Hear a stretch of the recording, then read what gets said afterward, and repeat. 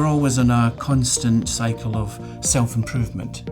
And my role really and my team is to act as this independent monitoring function, looking at compliance with the regulatory standards that we have to work within, and principally good manufacturing practice, and how that basically keys in with all the operations that go on here.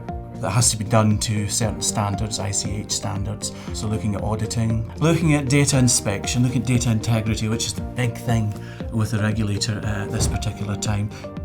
The quality management system is very much based on a high standard of data. It's based on keeping the standard of our work here as high as it can possibly be, to be lean, to be efficient, so there's no waste. Its paramount object is to ensure that the data that we generate is fit for purpose. Now, how do we do that?